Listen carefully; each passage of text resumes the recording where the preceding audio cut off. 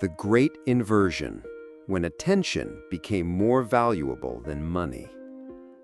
You used to think money was the product. You worked for it. You traded your time for it. You sacrificed weekends, sleep, and sanity to earn it. But somewhere along the way, the rules changed. Without a press conference or a breaking headline, the economy quietly flipped itself inside out. Money stopped being the goal. Attention took its place. This is the Great Inversion. In the old world, companies chased your dollars. In the new world, they chase your focus. Not because they want your money directly, but because your attention creates money for them. And here's the brutal truth. You are no longer the customer. You are the product.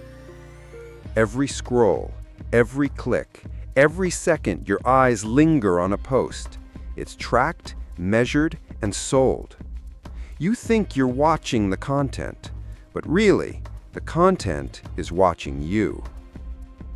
From coins to clicks, the shift that no one noticed. Let's rewind. Centuries ago, the wealthiest man was the one with the most gold. Then came the industrial age. The rich owned factories, land, steel. Then came the internet, the data age. And something strange happened. The most valuable asset was no longer physical. It wasn't even digital. It was psychological. It was your attention. Because in an age of abundance, of choices, content, entertainment, noise, the scarce thing isn't information, it's focus. And whatever is scarce becomes expensive. The auction you never knew you were in.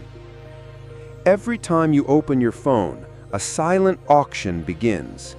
You don't see it, you don't hear it, but in the background, companies are bidding.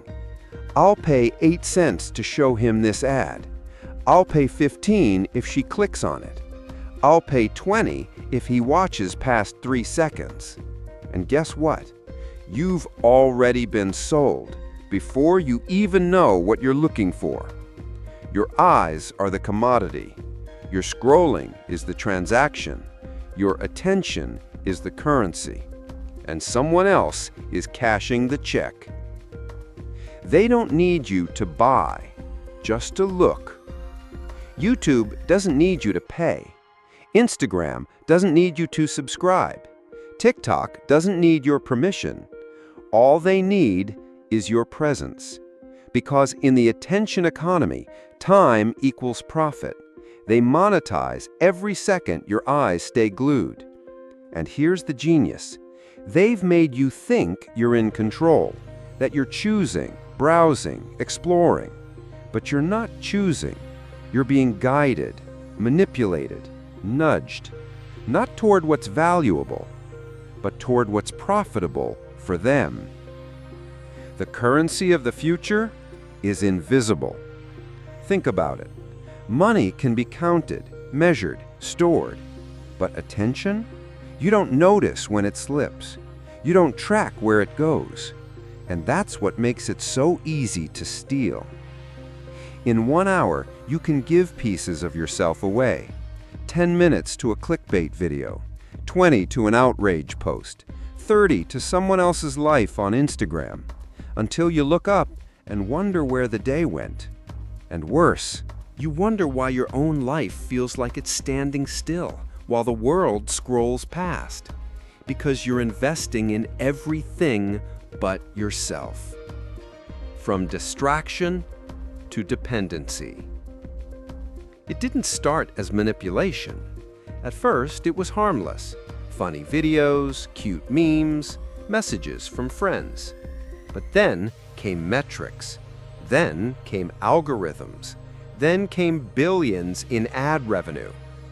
Now, entire teams of neuroscientists, UX designers, and data engineers are working not to make you happier, but to make you stay. Stay 1 second longer. Swipe 1 more time. Click just once more. And suddenly, they don't just own your time, They own your thoughts. Why you feel so drained even when you did nothing? Ever wonder why you feel exhausted after hours of doing nothing? It's not because your body is tired. It's because your brain has been under siege. It's been pulled, poked, baited, manipulated by 100 stimuli fighting for dominance. Your nervous system isn't built for this. Your mental bandwidth has a limit. And when it's spent on distractions, there's none left for your dreams, your growth, or your purpose. That's the price of attention, a life that feels busy but hollow. They don't want you focused because focus is power. Here's something they'll never tell you. A focused human is dangerous because a focused human starts to ask questions. A focused human builds things. A focused human disconnects from the noise and reconnects with their own path. But if they can keep you distracted, you'll never finish the book, never launch the idea, never change your life. You'll stay locked in the loop, scrolling, consuming, reacting, while someone else gets rich off your attention. This isn't just business, it's war. And it's not fair. You weren't trained for this. You didn't choose to be in this game. You didn't sign up to be the product. But here you are, fighting to protect your own mind in a world designed to capture it. And if you don't see this clearly, you'll keep trading your most precious resource for likes, views, opinions, and fake urgency. The enemy isn't just noise, it's intentional, engineered, and profitable. So what do you do now? You reclaim what was stolen, not in anger, not in fear, but in clarity. You start to guard your time like treasure. You question what earns your focus. You pause before reacting. You breathe before clicking. You think before consuming. Because the moment you realize attention is currency, you stop giving it away for free. And this is only the beginning. In the next chapter, we dive deeper into how the entire economy is built around your mental bandwidth, why you're losing the silent war for focus, and how to escape the trap. The attention economy, the new marketplace for your mind. You've heard of the stock market, you've heard of the job market, but there's a new marketplace that quietly rules them all. It's not made of dollars or gold. It's made of you, your time, your focus, your mental energy. It's called the attention economy. And chances are you've been part of it without even realizing it. What is the attention economy? Here's the simplest definition. The attention economy is an economic system where your focus is the primary commodity. Companies don't need to sell you a product to make money anymore. All they need is your eyes, your clicks, your time. Because if they can keep your attention, they can sell it to someone else.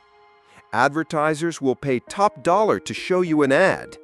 Developers will pay to get their app in front of you. Influencers will fight just to get you to scroll 1 second longer. Why? Because attention equals revenue. And where attention goes, money flows. The monetization of your mind. Let's break this down. When you open YouTube and watch a 30-second ad, that ad wasn't shown at random. It was purchased through a real-time bidding war that happened in milliseconds. Advertisers compete to get in front of you, not just your demographic, not just your country, you personally, your age, your search history, your behavior. And the price they pay is determined by how valuable your attention is at that exact moment. Every second has a price tag. Here's the shocking part. There is now a dollar value attached to your every move online. How long you pause on a video, what thumbnails make you click, which headlines trigger emotion, what time of day you're most vulnerable. This data is collected, analyzed, and fed into complex systems that predict how to capture more of you. You're not browsing, you're being evaluated. Your attention is quantified, packaged, and sold, like oil, like stocks, like property. But unlike those commodities, you're never told you're being traded. Free isn't free. It's paid for with your focus. Why do you think all the biggest platforms are free? Because you're not the customer. You're the product. The advertisers are the real customers, and what they're buying is you. Facebook is free to use, but they sell your attention through ads. Google free searches, but they sell your queries and responses. Instagram free to post, but they sell your feed time. It's the most brilliant business model ever invented. Give people something addictive for free and monetize their addiction. How did tech giants become attention lords? In the industrial age, the rich owned oil fields. In the data age, they owned something even more powerful: your mind share. The biggest companies on Earth aren't oil companies or banks. They're platforms. Platforms that harvest and sell attention at global scale. Google doesn't sell products, it sells answers. Facebook doesn't create content, it sells moments between friends. TikTok doesn't need long videos, it just needs one more scroll. These giants don't need to own land. They own your time. And in this economy, time equals profit. Why they don't want you to look away? Let's be clear. Your attention is finite. There are only 24 hours in a day, only so many minutes you can stare at a screen. And that means every second you give to one app is a second stolen from another. So they fight hard. Notifications, red dots, vibrations, autoplay, recommended for you. You might also like, don't miss this live now. It's not about serving you, it's about hooking you. Because in the attention economy, there's no neutral. You're either capturing attention or being captured. You're not a viewer. You're a participant in the system. Here's the most unsettling part. You're not just being watched. You're helping build the very machine that manipulates you. Every like, every comment, every share, it trains the algorithm. It sharpens its aim. It teaches the system how to get better at pulling you back. You're not just consuming content, you're feeding it. And it's learning, faster than you can think, better than you can resist. The hidden cost of every scroll. If you think this is just about ads, think again. Because every moment you spend in the attention economy is a moment you're not creating something real, building your dreams, resting your mind, being present with loved ones, growing into the person you want to be. Every scroll has a silent price tag, not in dollars, but in opportunity, in purpose, in depth. And worst of all, you won't know the cost until it's too late. This is no longer capitalism. It's cognitive capitalism. We've entered a new era. This isn't just marketing. This isn't just business. It's a system that profits from your attention, thrives on distraction, and survives by hijacking your psychology. It doesn't care if you're happy. It doesn't care if you grow. It only cares if you stay engaged. And it will use fear, outrage, lust, envy, curiosity, humor, whatever it takes. Because in the attention economy, your emotion is a lever, and your behavior is the goal. So what can you do? First, see it for what it is. This isn't harmless entertainment. This is a full-scale market built on your mind. Second, ask yourself, who benefits when I'm distracted? Who profits when I stay online? What am I missing while I'm just checking something? Third, begin to measure your day not by what you consume, but by what you protect. Protect your mornings, protect your evenings, protect your mind like it's gold, because now it is.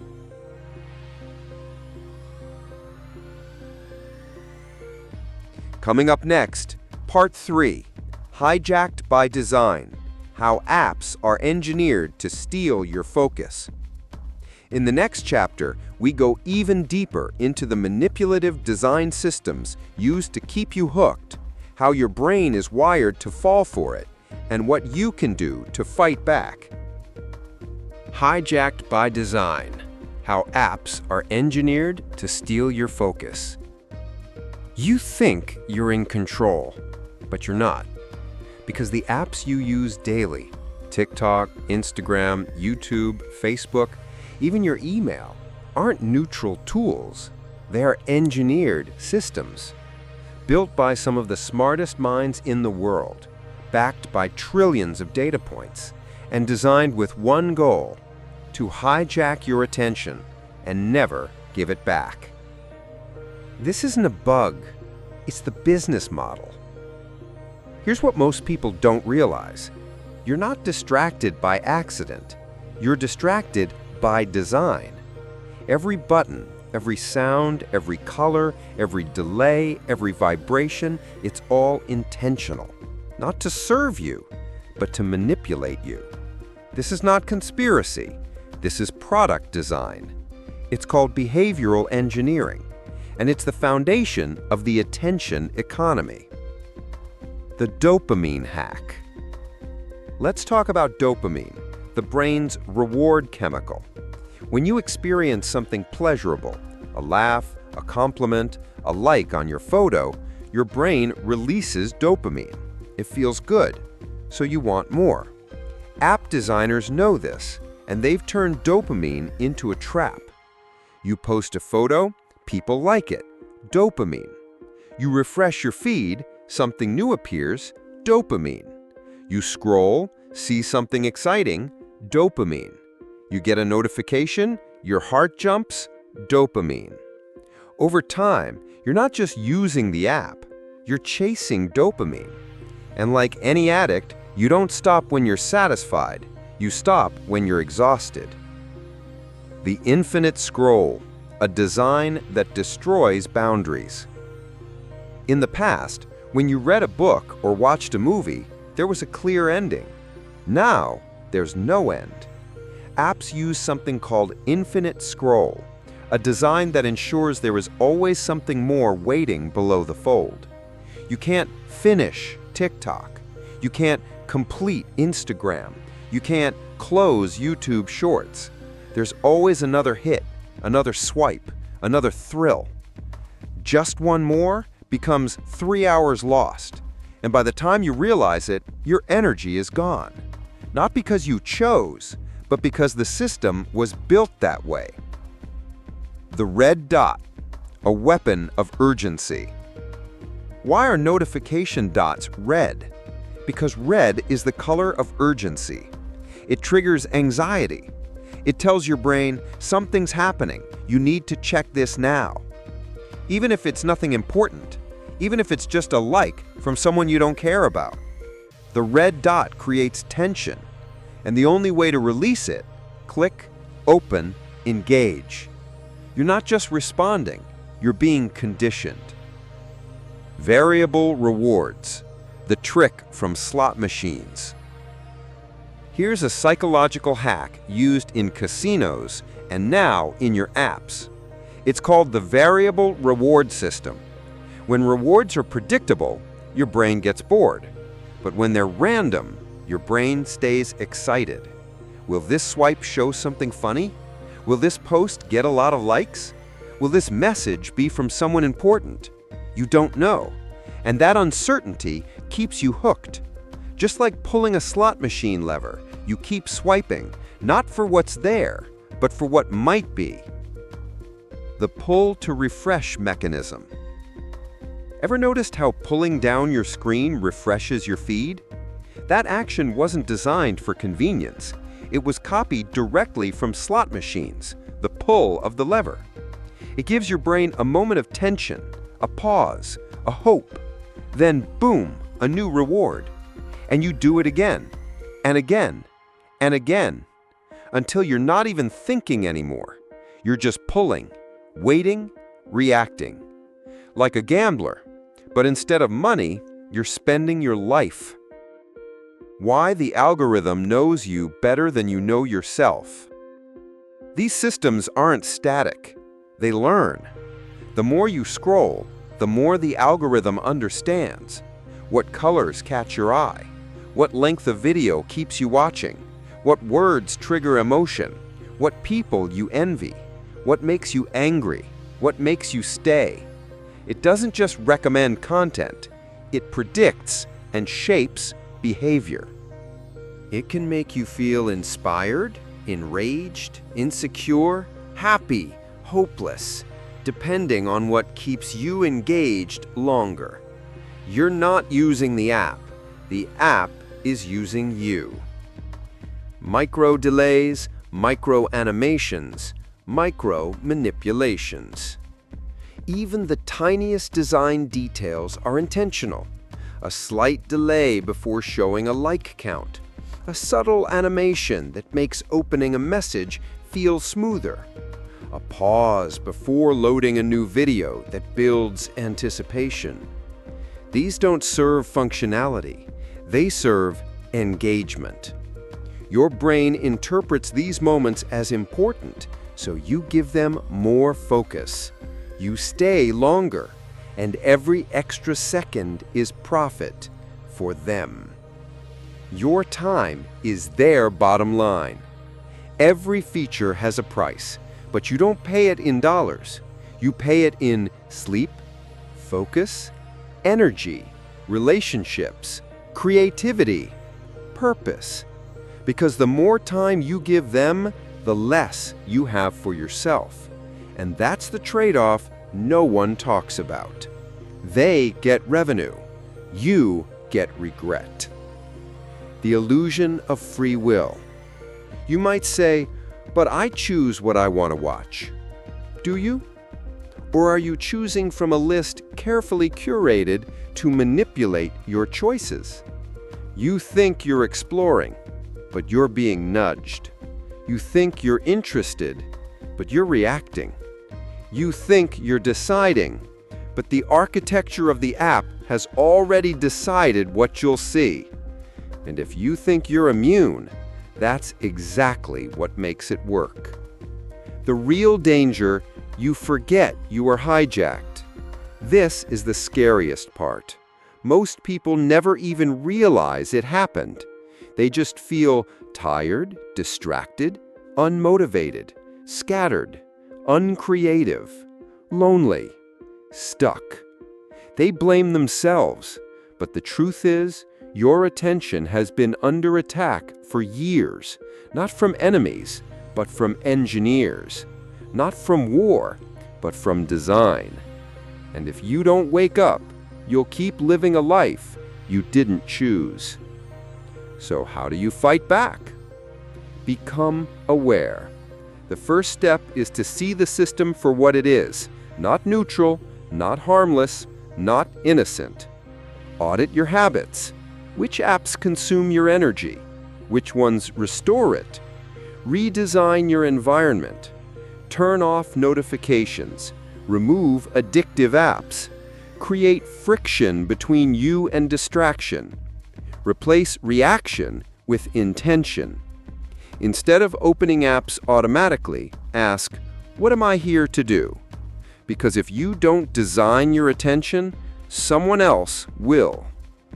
Coming up next, Part 4, Your Brain Wasn't Built for This.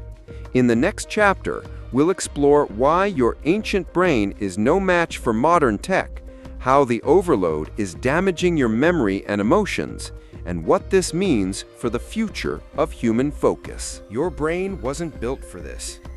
You were never meant to handle this. Not the endless notifications, not the infinite feeds, not the digital noise screaming for your attention every second of every day. Your brain, the same brain that helped your ancestors survive jungles, storms, and predators, is now drowning in hashtags, headlines, and hot takes. And it's breaking down, silently, systematically, completely. The ancient brain in a modern world. Let's go back 100,000 years. Your brain evolved in an environment of scarcity and danger.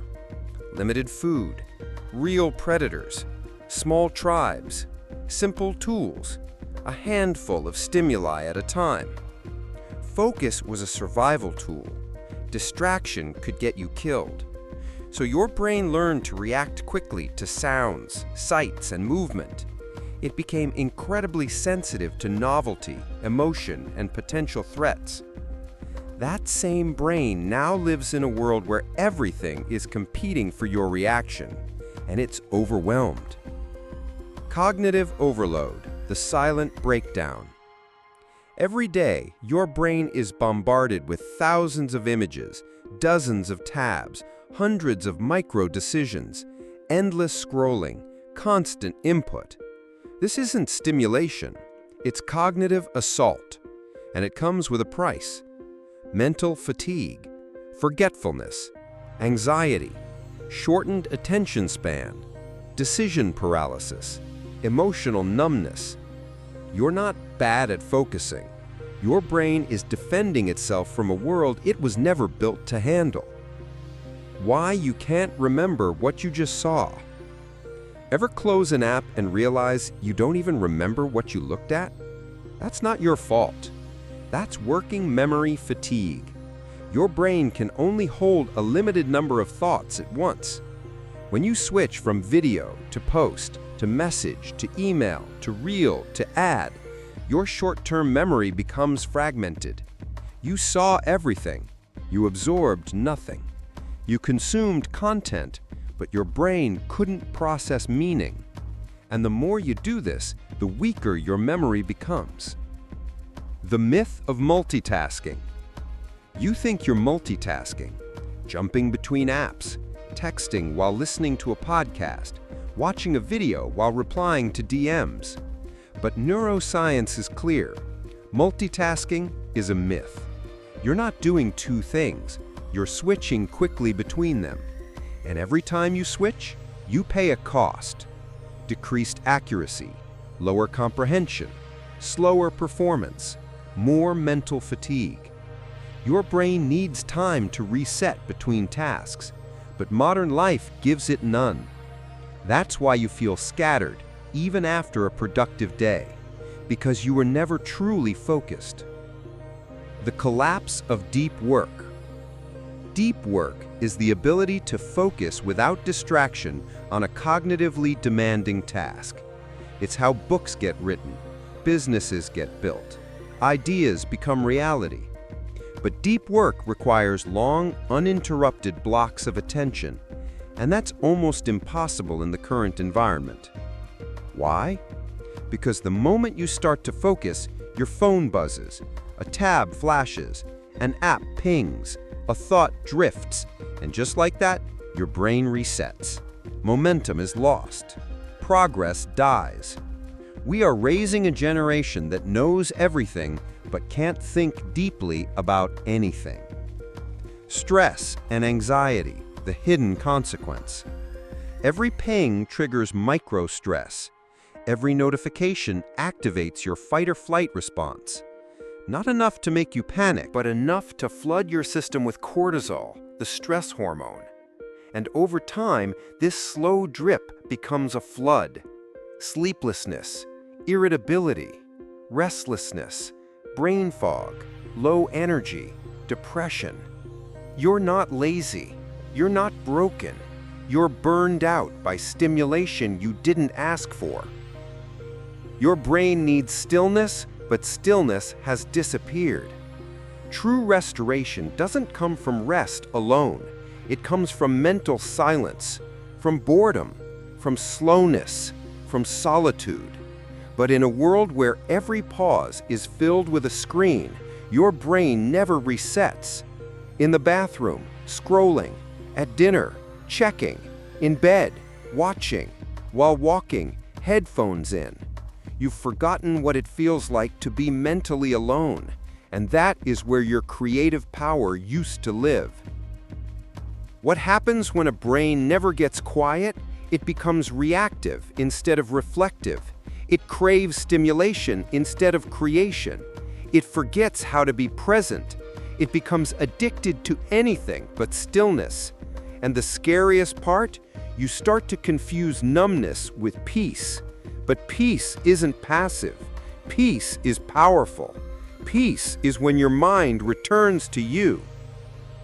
The price of a hijacked brain. When you lose your ability to focus, you stop following through on your goals. You avoid hard conversations. You neglect your health. You numb your emotions. You confuse motion with progress. You live life in reaction instead of intention. You don't just lose time. You lose identity. You forget what matters. You forget what you wanted. You forget who you are because you're so busy consuming the world. You stop hearing your own voice. But here's the good news. Your brain is resilient. It's been through ice ages, wars, famines, heartbreaks, and it can survive this too, but only by design. You must reclaim stillness, create space, train attention, protect silence, replace noise with depth, let go of fast stimulation, and rediscover the slow wisdom within. Your brain isn't broken, it's buried. Beneath the noise, your clarity is waiting. Because this isn't about tech, it's about power. The one who controls attention controls reality. And the moment you take yours back, you stop being a pawn in someone else's game. You stop running from moment to moment. You stop surviving and start living. The power to build your future has always lived in one place, your focused, present, undivided mind. Coming up next, Part 5, Surveillance Capitalism, when every scroll is tracked and sold. In the next chapter, we'll expose how your attention is not just being hijacked, but also harvested, sold, and weaponized by systems you never signed up for. Surveillance capitalism, when every scroll is tracked and sold. You didn't agree to this. You never signed a contract. You never said, yes, take my thoughts, my habits, my fears, and sell them. But they did it anyway. Because in today's world, your attention isn't just captured. It's harvested, analyzed, packaged, sold, and used to predict and manipulate your behavior. This is not just the attention economy. This is surveillance capitalism. What is surveillance capitalism? It's the most powerful, least understood economic model of the digital age. Surveillance capitalism is when your personal data is extracted, not to serve you, but to profit from predicting and influencing your future actions. It's no longer about improving your experience. It's about owning your experience, shaping it, pushing it, redirecting it, without your knowledge, without your consent, and often without your awareness.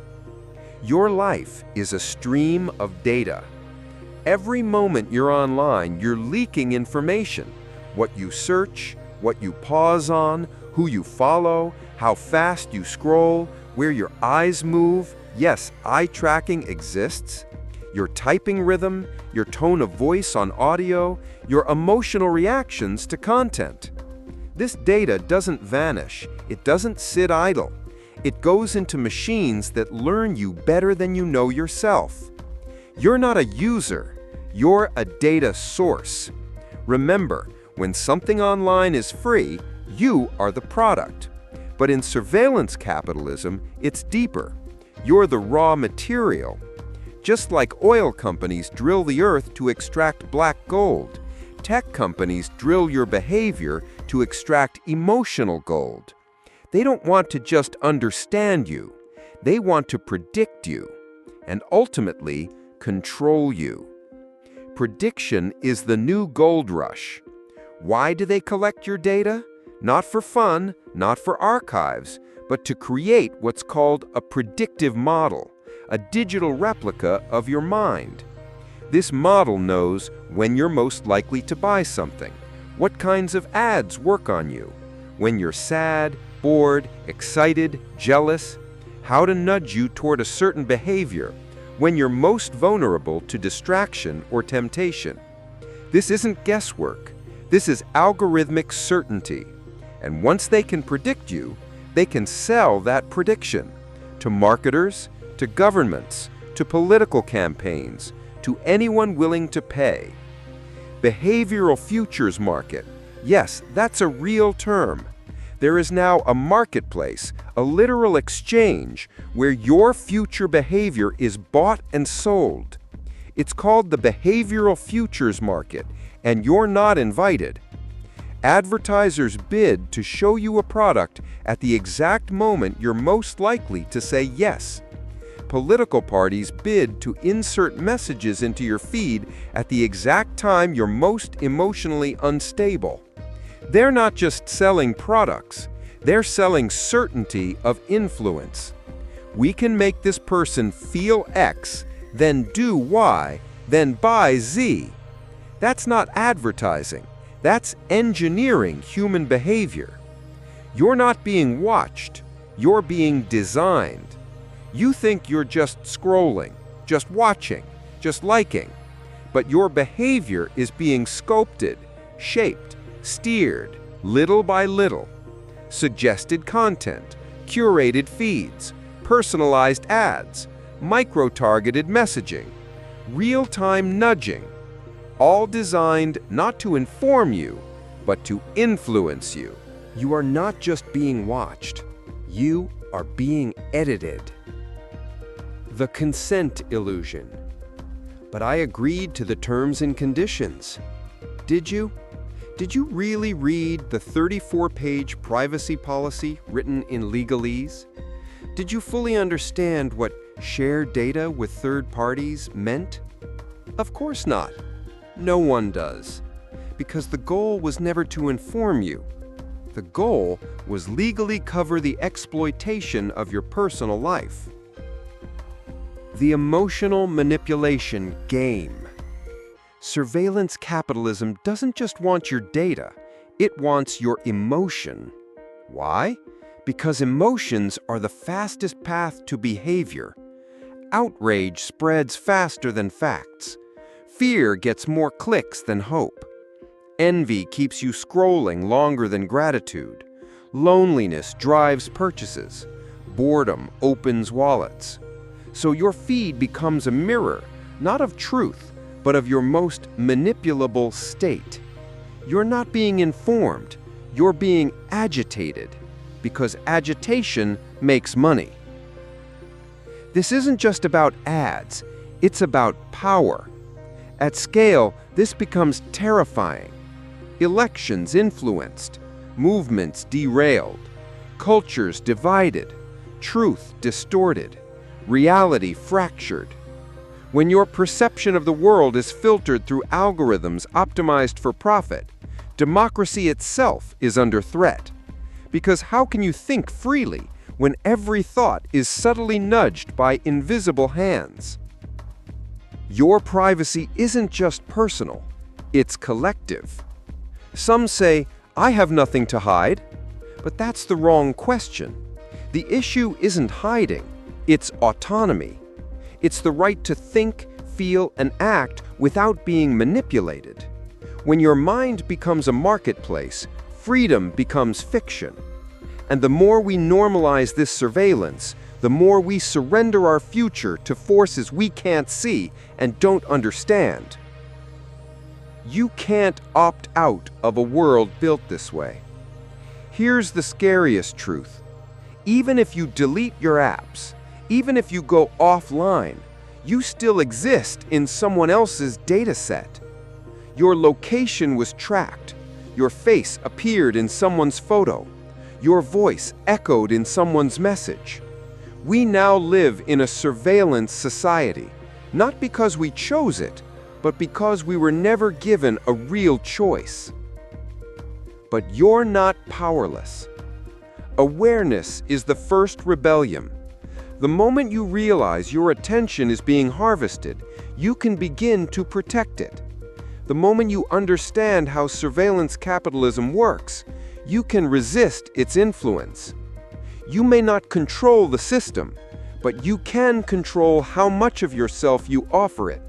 Start with questions. Why am I seeing this ad? Who benefits from me being outraged? What is this platform trying to make me feel? Do I want to be predictable? Do I want to be programmable? Because when you start questioning, you stop being controlled. Coming up next, Part 6, The Fragmented Self, Living in 1,000 Tabs. In the next chapter, we'll explore how attention fragmentation is tearing apart our sense of self, why multitasking is eroding depth and peace, and what it means to live with a brain constantly pulled in 10 directions at once. The fragmented self, living in 1,000 tabs. You are not one person anymore. You are dozens, scattered, interrupted, fractured. At any given moment, your mind is split. One part reading a message, another scrolling TikTok, another thinking about emails, another replaying a conversation, another worrying about tomorrow. You're not just distracted, you've become divided. This is the cost no one talks about. Not just time, not just energy, but selfhood. The myth of the singular mind. We like to think we are whole, that there's one me in control, one identity steering the ship. But attention is identity, and when attention fragments, so does the self. Think of it like a computer. Every open tab consumes memory. Every process slows the system. Every distraction crashes focus. Eventually, the machine doesn't work, not because it's broken, but because it's overloaded. And that's you. Modern life is a browser with 1,000 tabs open. One for your job, one for your side hustle, one for your messages, one for your worries, one for that person who ghosted you, one for the meme that made you laugh, then disappear. You open tab after tab, but you never close anything. You just leave them running until your mind freezes. And here's the kicker. You no longer know who you are when none of them are open, because you've never sat with silence long enough to find out. Depth is dying, and so is identity. In the age of speed, we've lost something ancient, depth. We scroll through conversations. We skim through books. We consume ideas without digestion. We touch without presence. We react without reflection. And in doing so, we become surface-level versions of ourselves. We know more, but understand less. We connect more, but feel lonelier. We do more, but become less. We've confused variety with growth, and it's killing our clarity. The illusion of being busy. You feel like you're always doing something, but ask yourself, what are you actually completing? Most people don't finish anything anymore. They just toggle endlessly between 50 half-done things. Half-read article, half-written reply, half-watched video, half-started dream. It creates the illusion of motion, but no real progress. Like running on a treadmill, you're exhausted but still in the same place. And eventually, you begin to internalize a dangerous belief. Maybe I'm just not capable. But it's not you. It's the fractured environment you're living in. The emotional cost of fragmentation. When your mind is split, your emotions are too. You start feeling restless without knowing why, tired after a day of nothing, uninspired even while consuming inspiring content, frustrated with no clear target, numb and overwhelmed at the same time. That's not laziness, that's emotional scattering. You've given tiny pieces of yourself to so many things, there's nothing left for what really matters. Focus is the doorway to the self. Here's something no app will tell you. The ability to focus isn't just a productivity skill, it's a spiritual one. Because when you focus deeply, you return to yourself. You listen longer, you feel more, you choose intentionally. You reconnect with values you forgot you had. But when you lose focus, you chase validation. You fear missing out. You forget why you started. You live by reaction, not vision. That's not a small loss. That's a loss of self-awareness, the foundation of all meaning. You're not tired of life. You're tired of switching. Most burnout doesn't come from doing too much. It comes from starting too much and finishing nothing. It comes from answering 14 conversations at once, opening 20 tabs for research but never reading one, jumping from video to video, hoping something finally clicks, planning 3 life goals simultaneously but acting on none. You don't need more motivation. You need fewer tabs. The power of presence, the antidote to fragmentation. What if you could give one thing your full attention? Not as a trick, not as a hack, but as a way of being. What would happen if you spoke to someone without checking your phone, ate without scrolling, walked without headphones, read a single page with complete absorption? Let yourself feel one emotion without numbing. You would remember what it means to be alive. Because life doesn't happen in the multicast. It happens in the moment. It's not about tech, it's about boundaries. Technology isn't the enemy. Your phone isn't evil. The apps aren't monsters, but they are tools. And tools need rules. When you have no boundaries, everything becomes urgent. When everything is urgent, nothing becomes sacred. And when nothing is sacred, you lose the rituals that make life rich. Deep conversations, creative solitude, unrushed mornings, focused effort, rest that restores.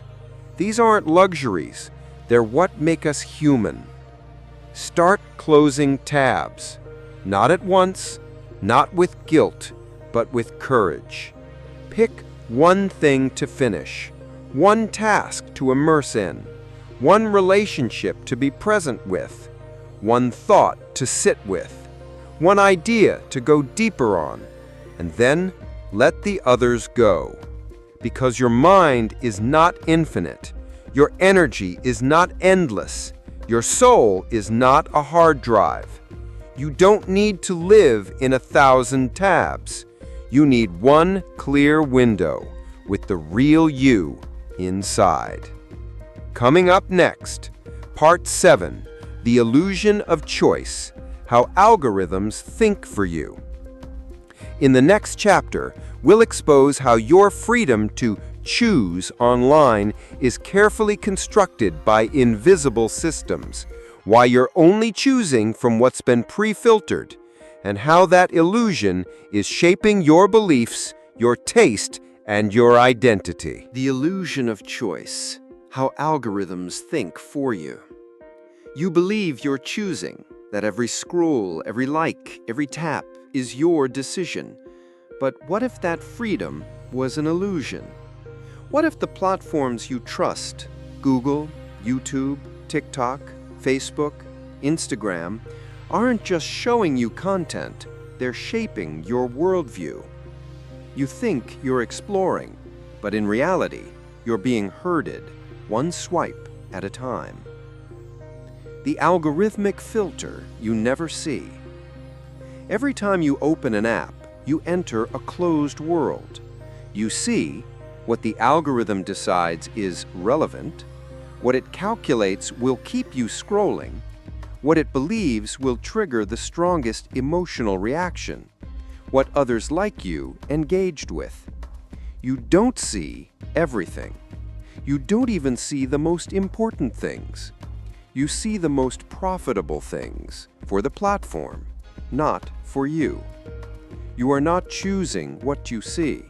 You are choosing from a menu someone else wrote, and you don't even know what's missing. Welcome to the personalized bubble. Algorithms are designed to give you what you want. Sounds convenient, right? But what it really means is, you see more of what you already agree with. You hear voices that match your beliefs. You're shown content that confirms your biases. You rarely encounter ideas that challenge you. It feels safe. It feels you, but it's not growth. It's a digital echo chamber. And inside that bubble, the illusion is complete. I chose this, when in truth, it was chosen for you. Why the algorithm doesn't want you to think. Thinking is slow. Thinking is uncomfortable. Thinking makes you pause, and pauses, they reduce engagement, which means less profit. So the algorithm rewards what's quick, shocking, emotional, addictive, tribal, simplistic. Not because it's true, not because it's right, but because it keeps you hooked. You're not being informed, you're being stimulated. And the more you believe you're in control, the more controllable you become. Curated choices are not real freedom. Real choice comes from exposure, reflection, and comparison. But when your feed is filtered, you don't see dissenting voices. You don't get the full context. You don't explore opposite viewpoints. You don't discover outside your algorithmic pattern. That's not freedom. That's curated consumption. It's like being in a supermarket where 90% of the aisles are blocked off, and the few shelves left are filled with items that reinforce your preferences. And then someone tells you you're free to choose whatever you want. You are being profiled in real time. Every scroll is a signal. Every pause is data. Every click is a vote. And the algorithm watches, learns, and adapts faster than your own mind. Soon it knows what you'll likely watch to the end, what topics you'll avoid, what thumbnails make you hesitate, what tone of voice grabs you, what content pushes your buttons. This isn't just personalization. This is behavioral programming. And when the system knows what you'll do next, it no longer responds to your choices. It creates them. The more you scroll, the less you discover. Algorithms optimize for engagement, but engagement often means repetition. You liked one video on productivity? Here are 50 more. You clicked on one video about heartbreak? Welcome to the heartbreak spiral. You watched one controversial topic? Here's 1,000 takes just like it. Louder, angrier, more polarizing. Instead of expanding your world, your feed becomes a loop. And soon, you mistake that loop for reality. Everyone thinks like me. This is what the world looks like. I already know enough. But you don't. You're just staring into a mirror while the rest of the world stays hidden behind the glass. the slow death of curiosity. When everything is predicted for you, you stop searching. When everything is suggested, you stop questioning. When everything is optimized, you stop wandering. You stop asking, what else is out there? What am I missing? Is this really true? Do I believe this, or was I shown it enough times that I accepted it? And that is how curiosity dies, not with resistance, but with convenience. The political and social impact. When enough people live in algorithmic bubbles, the world fractures. Dialogue collapses. Empathy disappears. Understanding dies. Division spreads. Everyone thinks they have the truth, and everyone else is just brainwashed.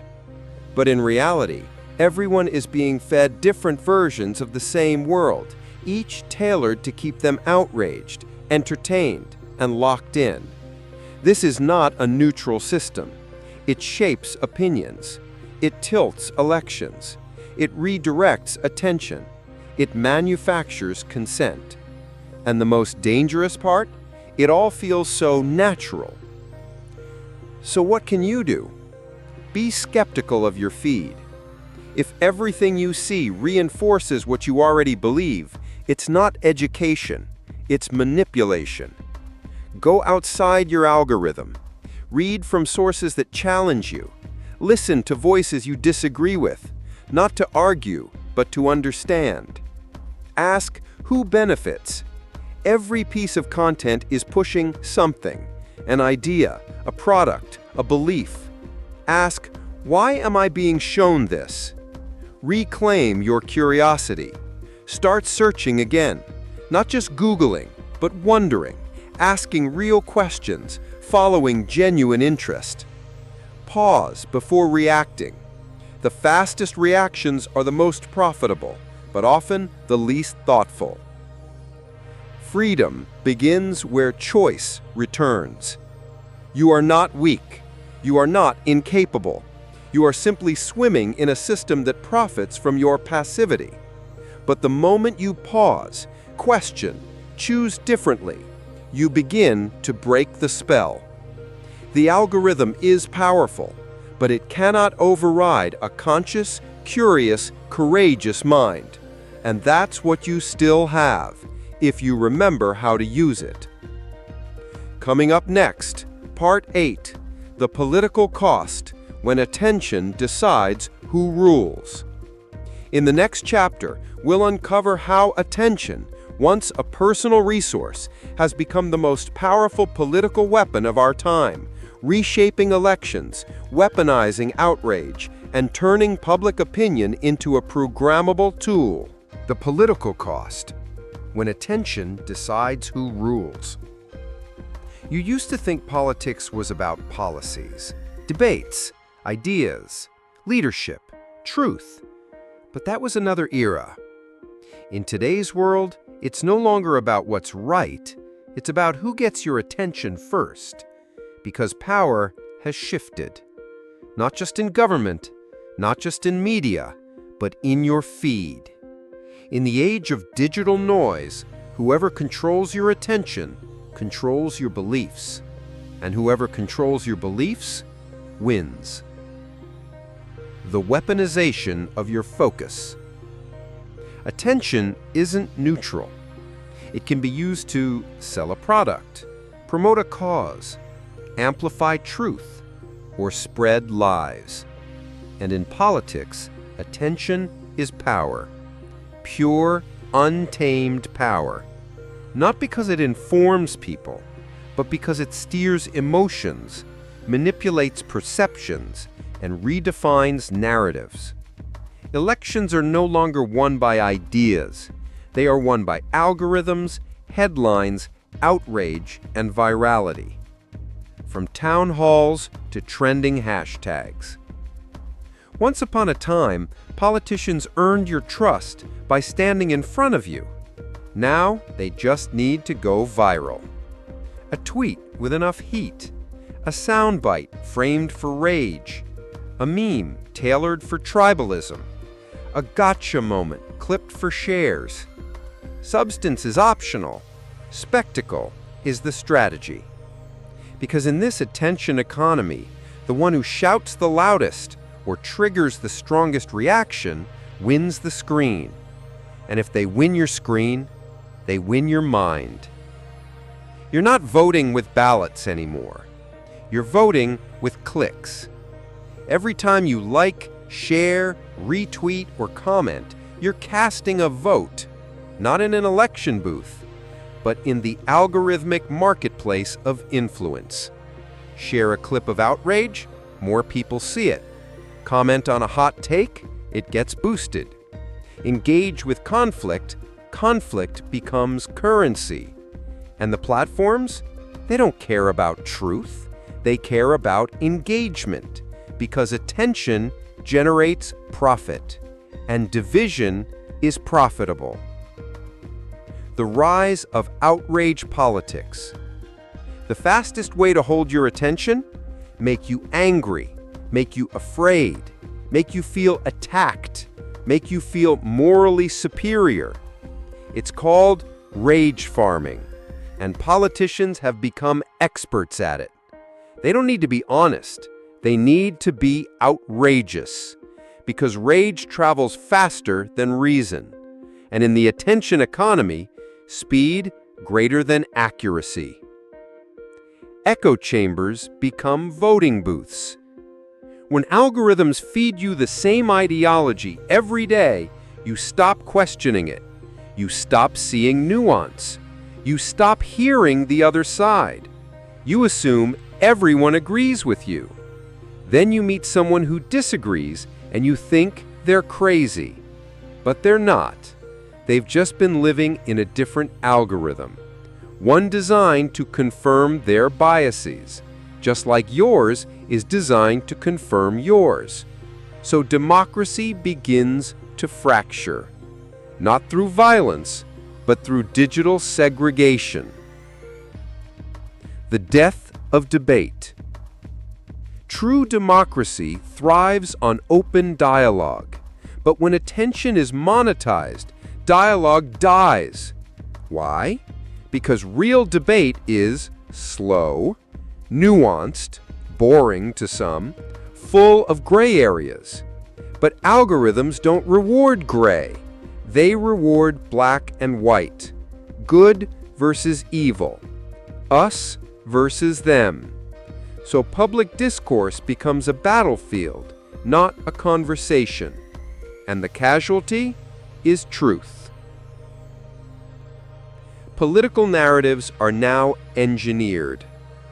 Campaigns don't just poll voters anymore. They study your fears, habits, Language patterns, content preferences, emotional triggers. With this data, they craft messages not for everyone, but for you. You get one version of the truth. Your neighbor gets another. Tailored, precise, manipulative. This is called micro-targeting, and it's redefining politics, not as a collective movement, but as a personalized emotional experience. When attention is divided, so is society. This isn't just about left versus right. This is about all of us. When every citizen is plugged into a different feed, seeing a different reality, believing a different truth, how do we govern together? How do we compromise? How do we unite? We don't, because a nation distracted is a nation divided, and a nation divided is a nation easily controlled. The invisible power behind the curtain. Here's the most dangerous part. It's not the politicians who control this system, it's the platforms. Tech companies now have more influence over elections than journalists ever did.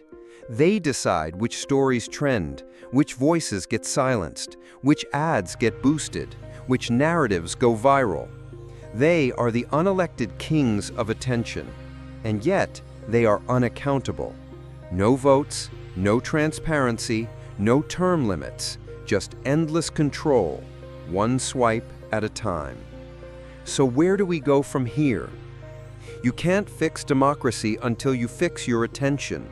You can't reform politics until you reform how you consume information.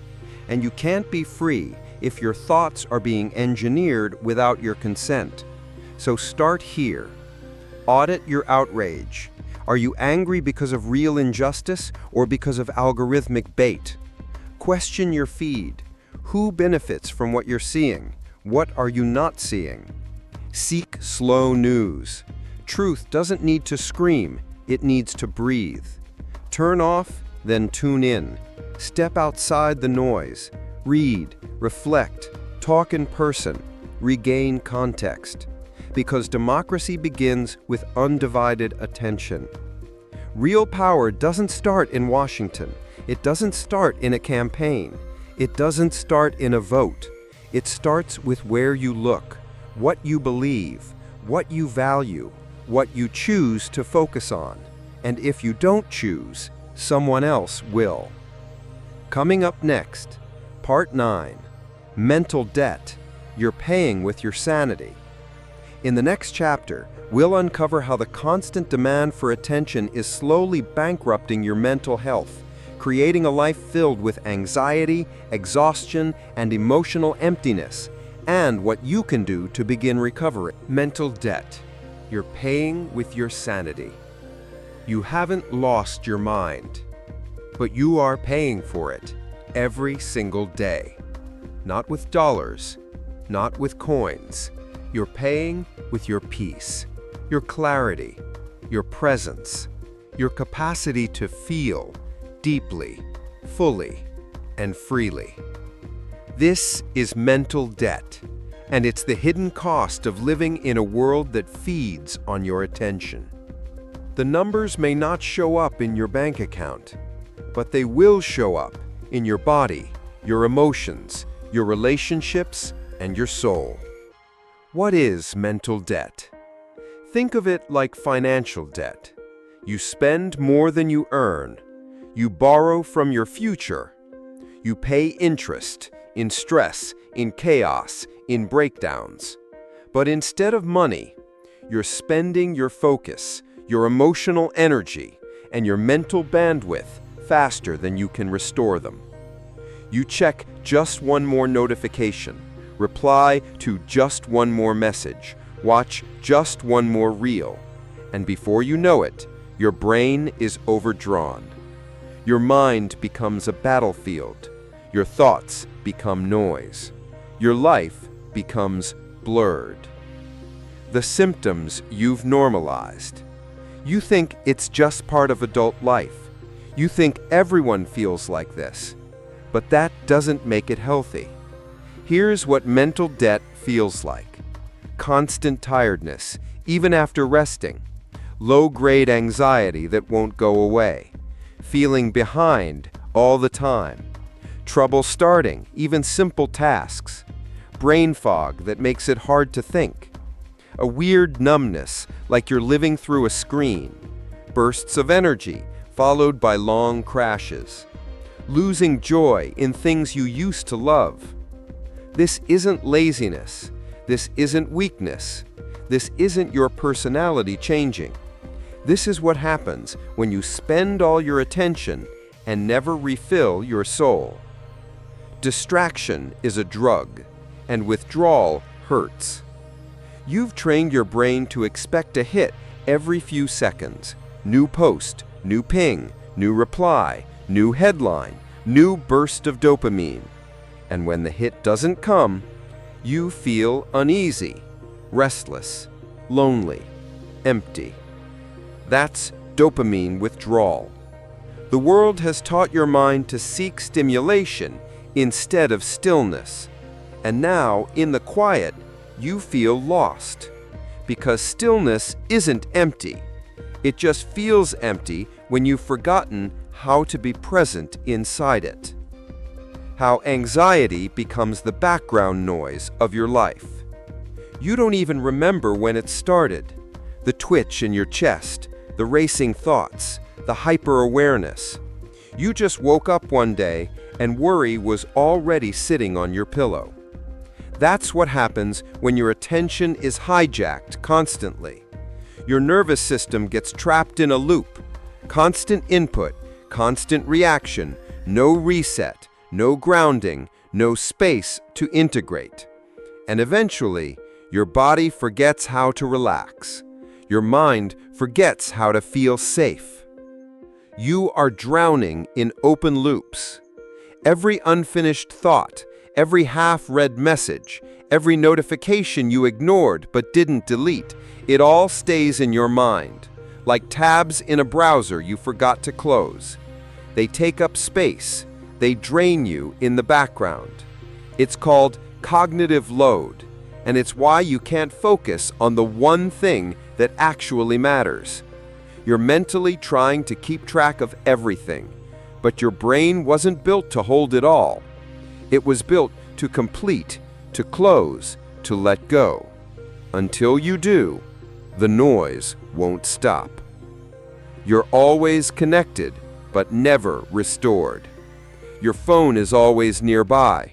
You never really log off. Even when you're relaxing, your brain is on standby, ready for a message, ready for a reply, ready for a headline, ready for something to pull you back in. You're not resting. You're just waiting for the next demand, and your nervous system knows it. It stays alert, hypervigilant, tense. You're not safe. You're available. There's a big difference. Numbness is the final stage of burnout. At first, you were overwhelmed, then exhausted, then anxious, then nothing. That's not peace. That's shutdown. The human mind, when pushed beyond its limit, will eventually detach, not because it's healed, but because it's trying to survive. This is what numbness really is. A desperate attempt to feel less because you were never given space to process what you've already felt. And if you don't address it, it becomes chronic, and life starts to feel like a flat, gray blur. Relationships suffer when attention is drained. You can't listen deeply when your mind is buzzing. You can't love freely when your thoughts are elsewhere. You can't connect meaningfully when your nervous system is in survival mode. You start to zone out during conversations, forget what people just told you, reply late or not at all, avoid vulnerability because it takes too much energy, feel distant even from those you care about, and eventually you wonder why you feel so alone. But the truth is simple. You can't be present with others if you're not present with yourself. Your dreams are still there, but you can't hear them anymore. The dreams didn't die. They just got drowned out, under the scroll, under the noise, under the survival. Somewhere inside, you still want to write the book, launch the project, build the business, heal the body, love the life you deserve. But it's hard to dream clearly when your mental sky is full of storm clouds. How to begin paying off the debt. There's no magic button, but there is a path. Start here. Silence is sacred. Block 10 minutes a day. No input, just breath, stillness, and space. Close the loops. Pick one unfinished thing and complete it fully. One email, one message, one promise to yourself. Clean your inputs. Unfollow what drains you. Mute what manipulates you. Delete what distracts you. Give your mind a bedtime. Pick a time, shut off the world. Let your brain rest like your body. Feel what you've been avoiding. Sadness, loneliness, anger. Let them rise. Let them pass. Let yourself become whole again. You can't heal in the environment that made you sick. The attention economy won't slow down, but you can. You can't control the flood, but you can build a dam, a space, a boundary, a sanctuary for your sanity. Because peace isn't something you stumble into, it's something you protect relentlessly. And your mental health? It's not a luxury. It's the foundation of everything you are. Coming up next, Part 10, Addicted to Distraction, Why You Can't Stop Scrolling. In the next chapter, we'll expose the neurological addiction cycles embedded in your favorite apps, how they're designed to keep you coming back, and what it really takes to break free. Addicted to Distraction, Why You Can't Stop Scrolling. You know you should stop. You feel it. Deep down, there's a voice that says, put the phone down, get back to your life. But you don't. You scroll, just a little more, then a little more, until the sun goes down, until your mind is fried, until the moment is gone.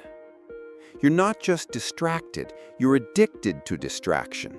And the worst part? It's not your fault. You were never meant to win this fight alone.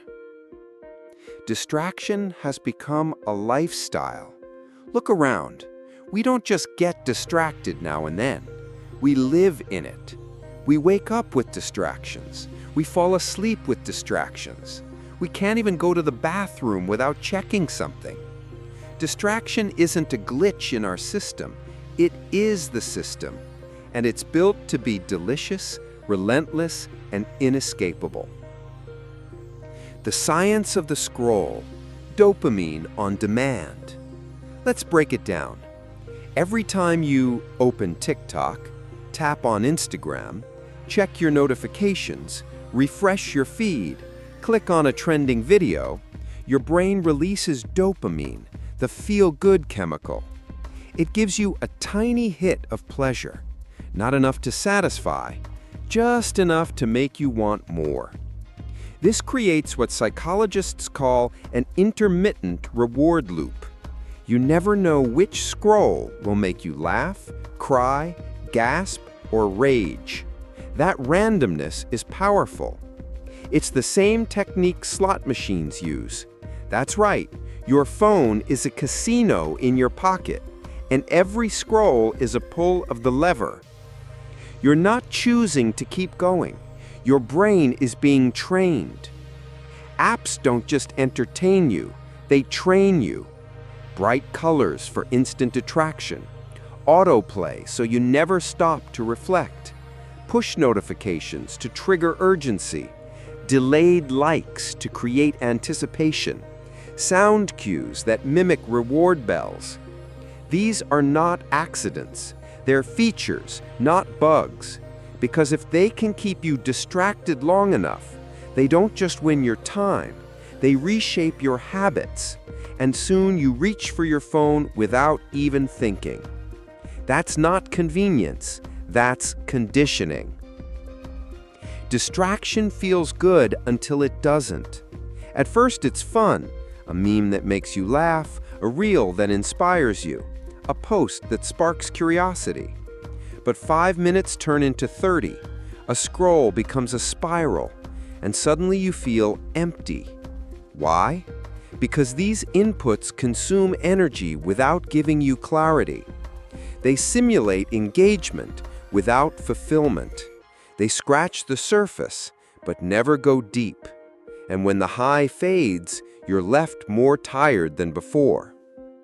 You're not lazy, you're stuck in a stimulation cycle. Distraction steals more than time. It steals momentum, motivation, meaning. You try to work, but your mind drifts. You try to rest, but your fingers itch. You try to read, but you reread the same sentence 5 times. This isn't laziness. This is dopamine fatigue. You've trained your brain to expect novelty every 5 seconds, and now real life feels too slow. No app is as fast.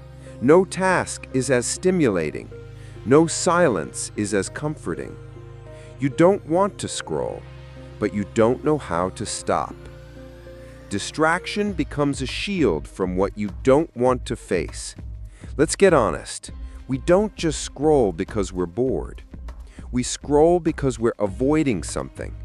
Pain, fear, loneliness, emptiness, responsibility, truth. Distraction becomes emotional armor. As long as your brain is busy, you don't have to feel. You don't have to confront. You don't have to face yourself. But healing never happens in avoidance. Growth never happens in noise. Distraction doesn't just steal your time, it delays your transformation. Willpower is not enough. The deck is stacked against you. You think, I just need more discipline. I should have more control. But willpower is like a battery. It runs out. And when you're up against billion-dollar companies, teams of behavioral psychologists, algorithms learning your every move, discipline alone won't save you. You need design, not just desire. You need structure, not just shame. Because this isn't about weakness. This is about reclaiming your mind in a world built to hijack it. How to begin breaking free. Start small, but start deliberately. 1. Identify your go-to distraction. What app do you open without thinking? That's where the work begins. 2. Create friction. Move the app. Log out daily. Turn off auto login. Make distraction less convenient. 3. Replace the habit. Don't just remove it. Don't just stop scrolling. Start reading, walking, journaling. Fill the void with depth. 4. Practice boredom. Yes, boredom. Let your brain detox from constant novelty. It's the gateway to clarity. 5. Set sacred windows, blocks of time where no phone, no inputs, no screens are allowed.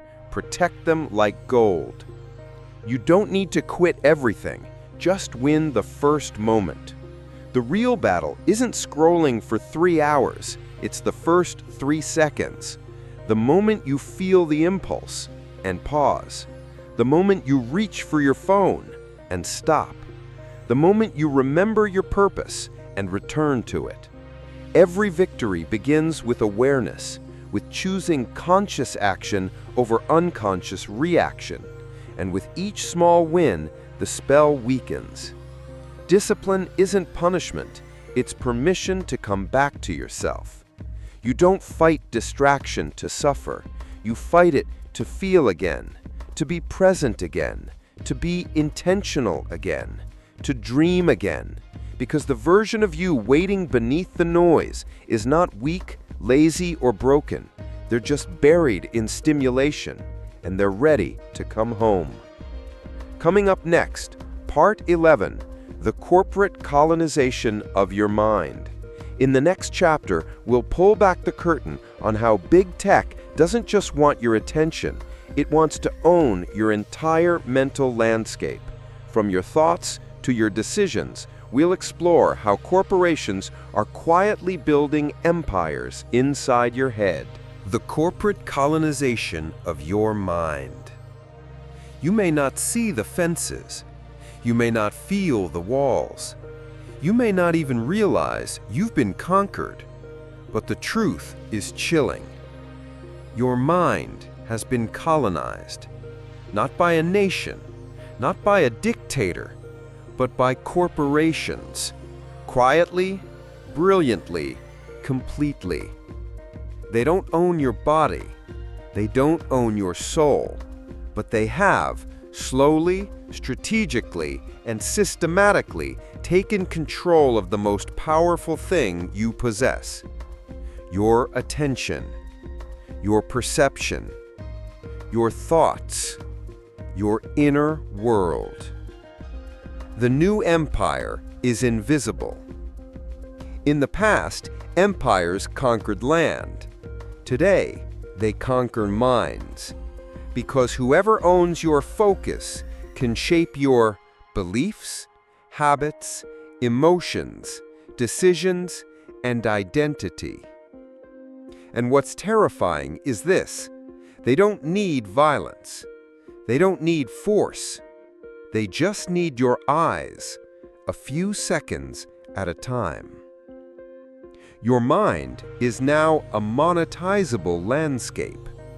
Every platform, every app, every digital tool has one goal: own your attention and never give it back.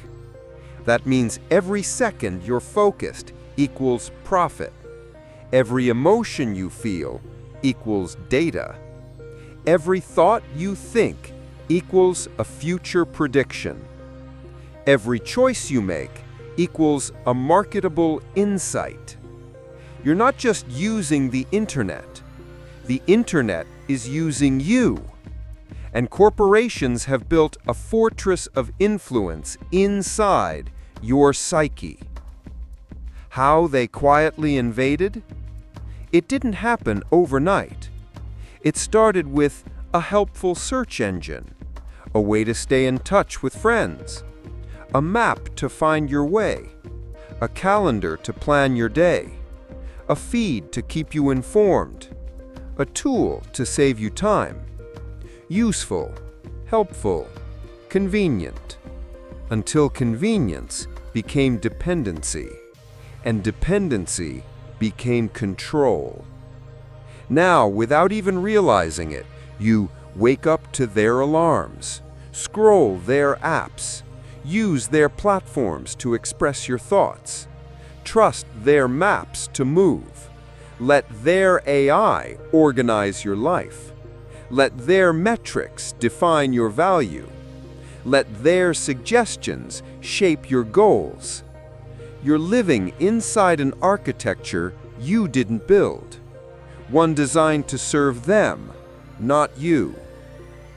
When tools become masters, technology should empower, but what happens when the tools start using you?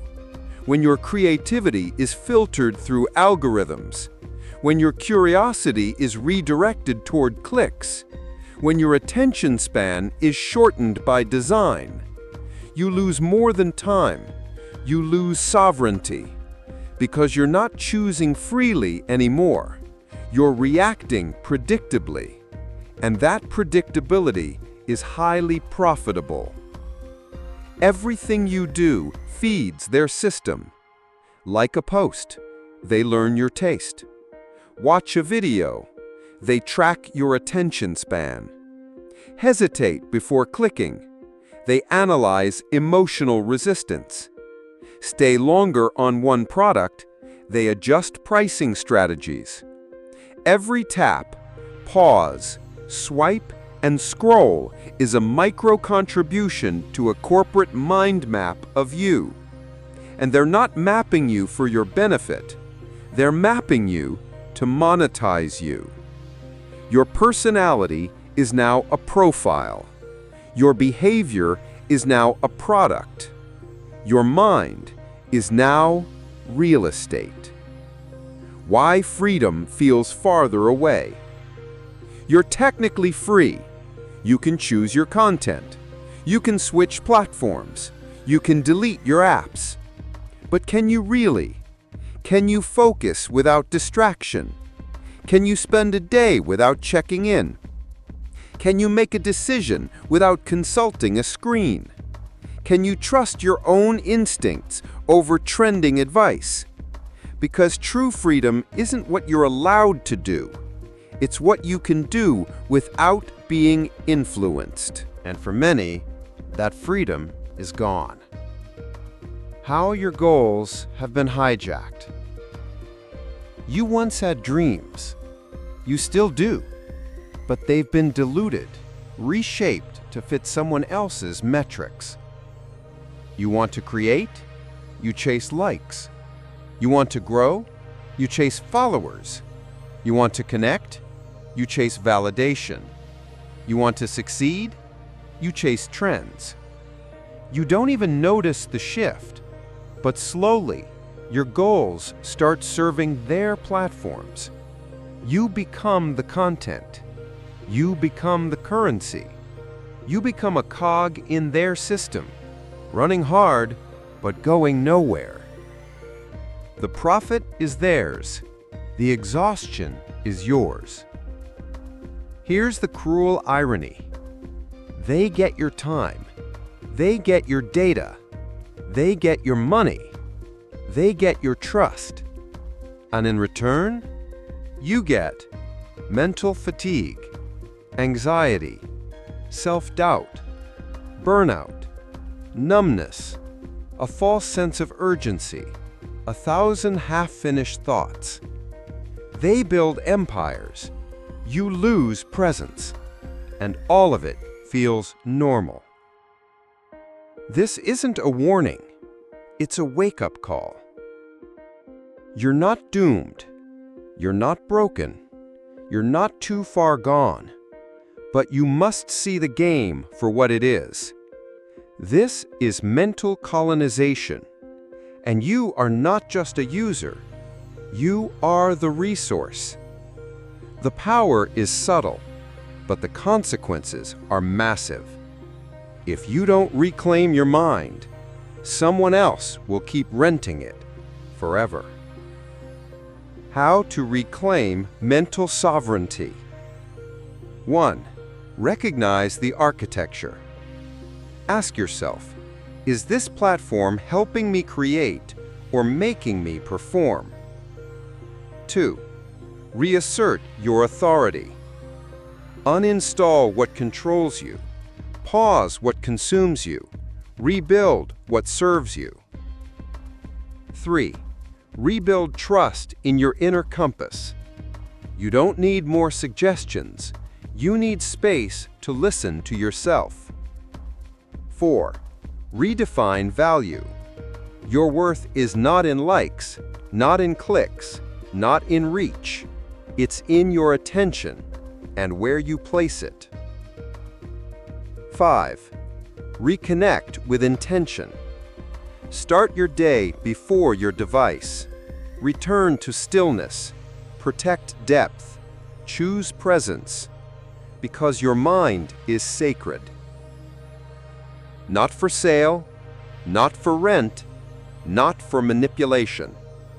It's where your dreams live, where your love forms, where your creativity is born, where your peace is protected.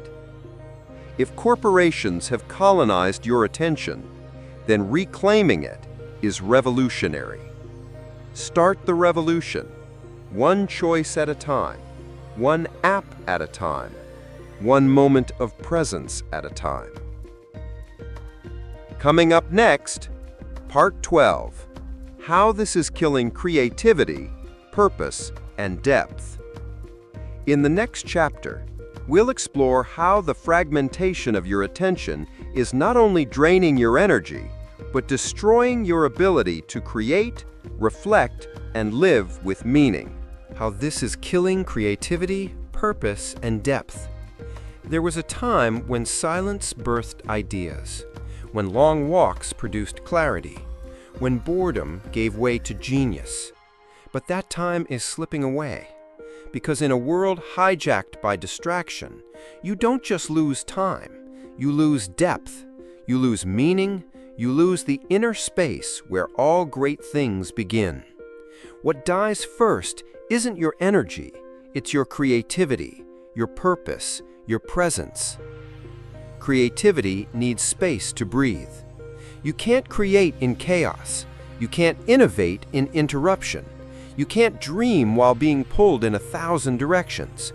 Creativity doesn't come from endless consumption.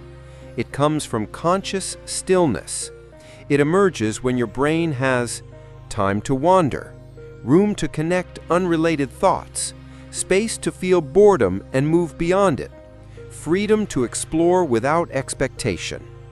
But when every pause is filled with a scroll, when every silence is crushed by noise, you've replaced creation with reaction, and reaction never makes art. Depth is dying in the age of speed. We live fast. We read headlines, not essays. We skim posts, not chapters. We like, share, scroll, but rarely absorb. This is killing depth, and with it, killing the parts of you that long for meaning. You used to sit with thoughts, now you chase stimulation. You used to reflect, now you refresh. And slowly, you lose the ability to be with yourself long enough to create anything real. You can't build anything lasting without focus. Every great book, business, invention, or movement came from sustained attention. But today, you start a project, then check your phone. You outline an idea, then switch tabs. You have a moment of inspiration, but lose it to a reel. You plan your goals, then get distracted by what someone else is doing. It's not that you don't have potential, it's that your attention is too scattered to bring it to life. Genius isn't missing, it's muted by noise. The illusion of productivity. You feel busy. You reply to messages. You read tips. You save inspirational posts. You engage, react, share. It feels like work, but it's not creation. It's motion without momentum. Because real productivity is quiet. It's slow. It's deep. It requires mental stillness, something this world doesn't give you for free. You're consuming more than ever, but creating less than ever. Ask yourself, when was the last time I made something that took real effort? When was the last time I wrote something without copying? When was the last time I sat through discomfort long enough for it to turn into insight? Because if your brain is always full, there's no space for anything new. You can't pour water into a cup that's already overflowing with noise. The death of original thought. When you're constantly consuming the same trends, the same voices, the same viral formats, the same templates for success, you don't create anything new. You remix what you've already seen. You replicate what got attention. You imitate what's trending. And slowly, you forget how to think for yourself. You become a mirror, not a maker, a follower, not a founder, a consumer, not a creator. Purpose fades when you're always distracted. Your life was meant for more than scrolling. Your soul was made for something greater than reacting. But purpose requires time, focus, stillness, courage to go deep, space to feel your life fully. Yet most people never get that far. Not because they don't want to, but because they never disconnect long enough to listen. And when you can't hear your inner voice, you chase everyone else's. You chase their success, their lifestyle, their timeline, their goals, until one day you wake up and realize you're living someone else's dream. Comparison kills creation. The more you scroll, the more you compare. And comparison isn't inspiration, it's suffocation. You start to believe, why bother? It's already been done. I'm not as talented. I'm too late. They're better. I'm behind. So you don't start. Or worse, you start, but you mimic, not create. And creation without authenticity, it dies in silence. You were meant to go deep, not wide. Wide is knowing a little about everything, skimming 100 posts a day, starting 10 projects but finishing none, talking to everyone but knowing no one. Deep is finishing the thing you started, reading something slowly and understanding it fully, sitting with your thoughts until they sharpen, creating work that's not just popular but real. Deep is rare now, because deep is hard. But deep is where your soul lives. It's where your legacy is built. It's where your truth takes form. How to reclaim creativity, purpose, and depth. 1. Schedule blank space. Creativity doesn't strike when you're full. It appears in emptiness. Protect unstructured time. 2. Choose input with intention. Follow fewer, read deeper. Turn off the feed your mind on purpose. 3. Finish what you start. Pick one project. Commit. Go through boredom. Push through resistance. Let it become real. 4. Practice boredom.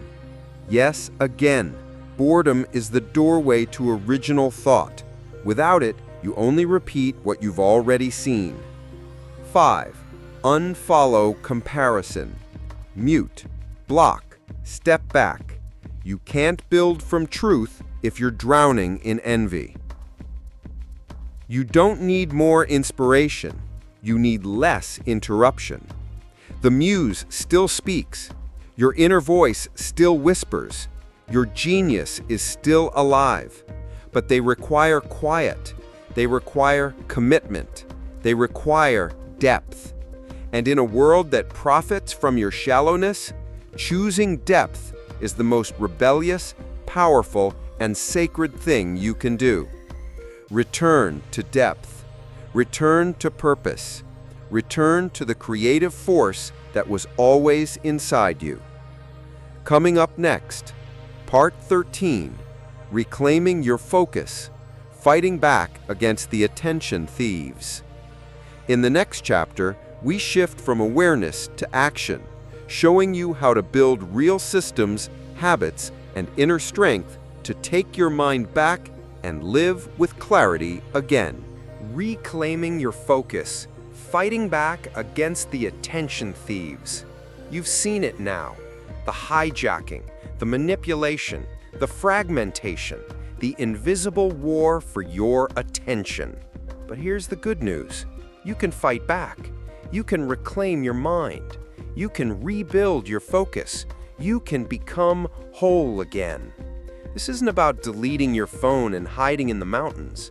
It's about reclaiming ownership of the most powerful thing you'll ever have, your attention, and what you choose to give it to. This is not a detox, it's a revolution. Detox is temporary. Discipline fades. Motivation burns out. What you need is not just a quick break from distraction. What you need is a lifestyle of mental sovereignty. You need to build a system, a sanctuary, a philosophy, one that protects your focus, one that trains your attention, one that aligns your actions with your values. Because in this world, clarity isn't a given, it's a daily battle. Principle number 1. Design beats willpower. Willpower is weak when temptation is engineered. If your phone is beside your bed, if your notifications are on, if your feed is full of noise, then your brain is not the problem. Your environment is. So shift from relying on discipline to designing your default.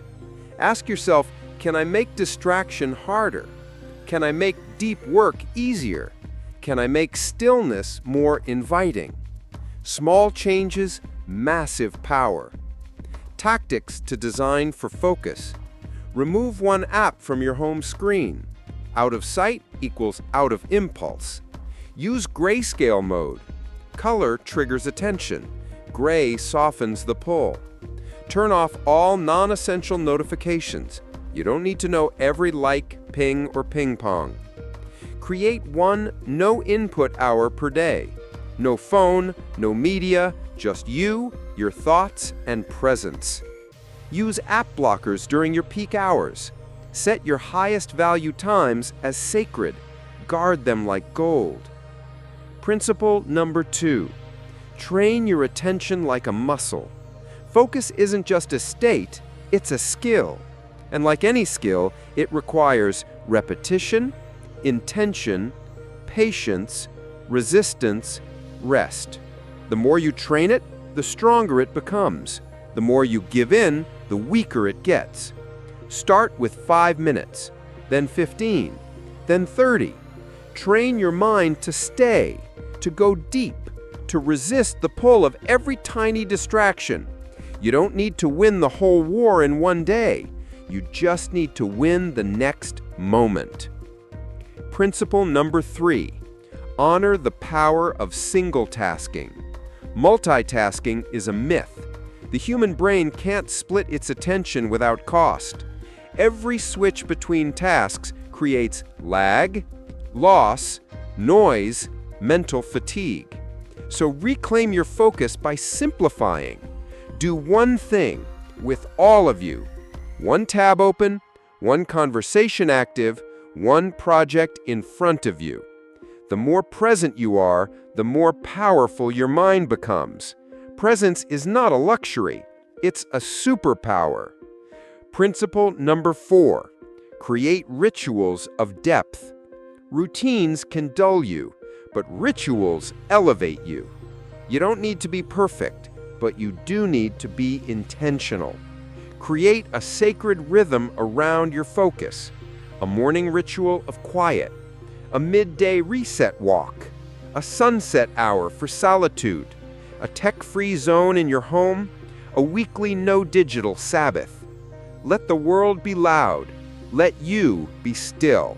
Because in that stillness, you remember who you are. Principle number 5, replace the scroll with soul. You're not just removing distractions, you're reclaiming meaning. So ask yourself, what nourishes my mind? What brings me clarity? What connects me to purpose? Replace endless input with conscious creation. Read books that change you.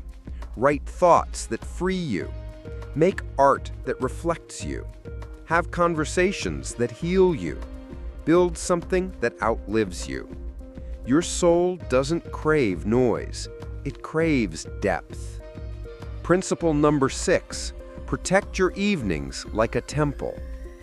Your brain consolidates memory, emotion, and identity at night. But if you fill that space with screens, opinions, content, noise, then you rob yourself of healing. Create an evening ritual that restores your mind. Journal, meditate, reflect, stretch, sit in the dark, talk to God, listen to silence. Let your day end in intention, not in reaction. Principle number 7, build a life that doesn't require escape. Ask yourself, why do I run to distraction? Because I'm bored? Or because I'm avoiding? Because I'm overwhelmed? Or because I'm uninspired? Distraction is often the symptom, but the root is disconnection. Disconnection from purpose, people, nature, self, spirit. The more meaningful your life becomes, the less appealing distraction feels. So build a life you don't have to numb. Create a rhythm that doesn't burn you out. Surround yourself with people who remind you who you are. Remember, the system is powerful, but so are you. Yes, the algorithms are strong. Yes, the noise is constant. Yes, the world is built to keep you scrolling. But so is the flame inside you, the part of you that longs for stillness, for clarity, for truth, for real presence in a world gone mad. And the moment you say, "No more, I will not surrender my attention to the highest bidder," is the moment your power returns. The focused human is the free human. A distracted mind is a controlled mind. A reactive life is a wasted life. But a focused human thinks independently, acts intentionally, creates courageously, loves deeply, lives awake. And in a world that profits from your division, your wholeness is rebellion. So reclaim your focus, not just for productivity, not just for peace, but for the freedom to be fully, relentlessly you. Time to wake up, because attention is life. This isn't just a warning, it's a wake-up call. You've seen a battlefield now. The algorithms, the manipulation, the endless scroll, the stolen clarity. You've seen how attention became currency, how your focus was sold, how your mind was invaded, how your peace was drained. But underneath it all, there's something even more important you need to understand. Attention isn't just valuable, it's sacred. Because attention is your life. Where your attention goes, your life follows. Every moment you give to something, you give a part of your life to it. When you pay attention, you're not just looking at something. You are giving it your energy, giving it your presence, giving it your time, giving it a piece of your story. And time, it never comes back. That means every mindless scroll, every unnecessary distraction, every manipulated emotion isn't costing you minutes. It's costing you meaning. You're not just losing focus, you're losing yourself. You are the sum of what you pay attention to. If you focus on fear, you become anxious. If you focus on anger, you become bitter. If you focus on noise, you lose your voice. If you focus on everyone else's life, you forget your own. What you look at grows. What you ignore withers. So the question is no longer, how distracted are you? The real question is, what are you becoming? You can't live fully while being pulled apart. There's a difference between being alive and living. You can exist in motion, breathe, eat, respond, scroll, but that's not living. Living is presence. Living is choosing. Living is creating. Living is being here on purpose. You can't build a beautiful life while being emotionally absent from it. You can't find meaning when your attention is rented out to 1,000 voices. To reclaim your life, you must first reclaim your gaze. This isn't just about technology, it's about ownership. You don't need to delete the world. You don't need to run away. You need to return to yourself, to your values, to your vision, to your sacred time, to your untouched thoughts, to the still place inside you that remembers why you're here.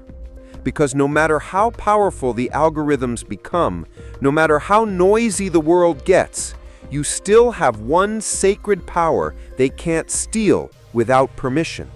The power to choose where you look. And from that choice, your life is written.